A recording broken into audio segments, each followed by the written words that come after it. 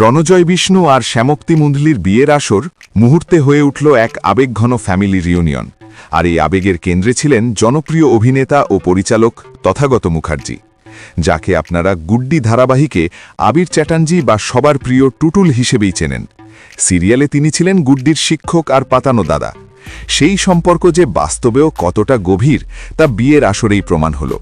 তথাগত মুখার্জিকে দেখা মাত্রই আর নিজেকে সামলাতে পারেননি কনে শ্যামক্তি।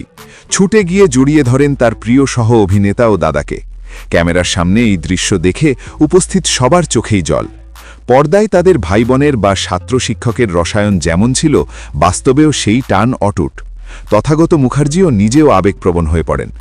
নবদম্পতিকে আশীর্বাদ করে তিনি বলেন, তোদের বিয়ের জন্যই আজ আমরা সবাই আবারও এক হতে পারলাম। গুড্ডির সেট আমার জীবনের সেরা জায়গা ও ভালোবাসার জায়গা। সত্যি, একটা সিরিয়াল শেষ হয়ে গেলেও যে শিল্পীদের মধ্যে এমন আত্মিক টান থেকে যায় তা বিরল। টুটুল আর গুড্ডির এই মিষ্টি পুনর্মিলন আর তথাগতর এই আবেগঘন কথাগুলো আপনাদের কেমন লাগলো কমেন্ট বক্সে জানাতে ভুলবেন না। বিনোদন জগতের এরকম আরও এক্সক্লুসিভ খবর পেতে চ্যানেলটি সাবস্ক্রাইব করুন।